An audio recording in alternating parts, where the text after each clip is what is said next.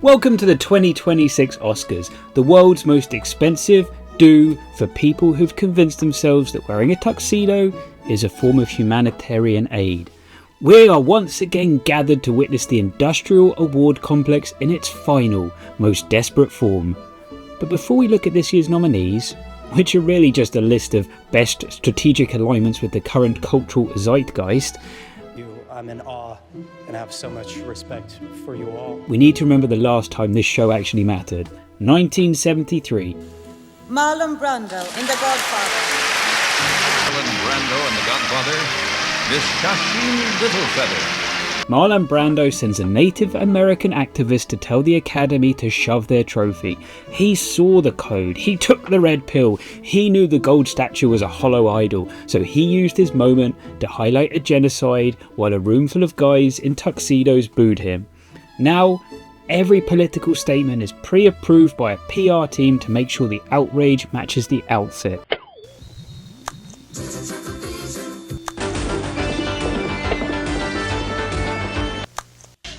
'69, dudes! And the Oscar goes to Adrien Brody.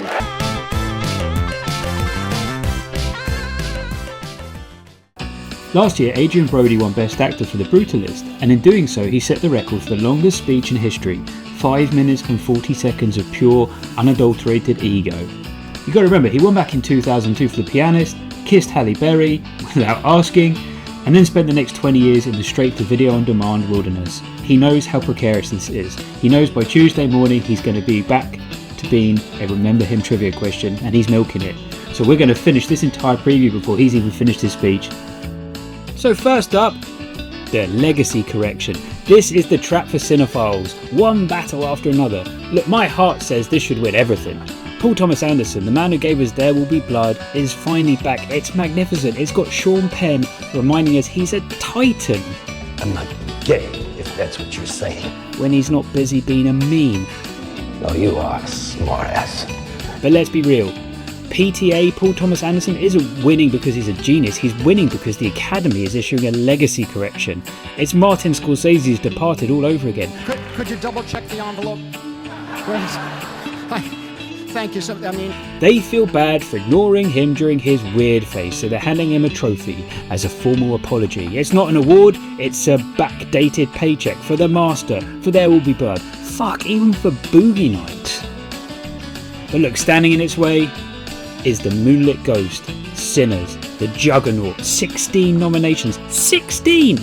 And look, I liked Sinners a lot. That psychedelic musical showstopper is a 5-star sequence, and watching vampires break into an Irish Jig to Rocky Road to Dublin, it's the kind of high-wire genre bending I live for. With the film, it's a solid 4 out of 5 times, 16 nominations. That's not a critique, that's an overcompensation, it's a course correction for the Academy.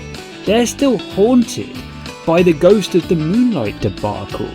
That wasn't just the wrong envelope, it was a Freudian slip. No, there's a mistake. Moonlight, you guys won Best Picture. Moonlight won. Come on, this is not a joke. This is not a joke. I'm afraid they read the wrong thing. Wow, this is Moonlight, the Best Picture. I'm done with it, because this is true. Oh my goodness. It showed the old guard literally couldn't conceive of a world where the art house beat the studio darling. The black cinema versus the legacy Hollywood cinema. Now they're desperate. They want for black cinema to win so loud and make it clean and undeniable so they can feel relevant again. They've turned a really good vampire flick into a cultural movement because they need it to be their shield against the Oscars are so white. And talking about cultural shields, well, everyone's busy humming The Jig from that. Let's look at the body under the floorboard. Park Chan-wook's No Other Choice is a biting satire that makes most of these nominees look like finger paintings. It should be a lock for film, actor and director nominations, but Hollywood has a filing system for international cinema called the we already did that draw. A South Korean masterpiece about class struggle? Yeah bro, we did that in 2020 with Parasite. Tick that box, get back in your drawer, Park. It's the ultimate snub. Being too good at the exact thing they decided they were done with 5 years ago. Dwayne "The Rock" Johnson spent all of 2025 telling us how the Smashing Machine changed his soul. He did the grit, the cauliflower ear, the raw interviews, the tears in Venice. But the second the Oscar buzz called, he's already back in his cargo shorts to collect a $50 million paycheck for Jumanji 4. He didn't want a new career, he just wanted a Best Actor tag to put onto his Netflix slob. And what about Timothée Chalamet? Marty Supreme is an American film that comes out on Christmas Day. Is he being DiCaprio'd? Look, his team knows that he was robbed narrative for Marty Supreme sells more tickets to the next 3 movies than the trophy ever could. It's not acting, this is like stock market manipulations. Up here as well. And I'm wrapping up, please, I'm wrapping up. I will wrap up. Please turn the music off.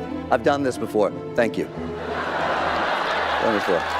Maybe the snub is the real prize, because thinking back, we remember Jim Carrey in The Truman Show, Adam Sandler in Punch Drunk Love and Uncut Gems precisely because they were rejected.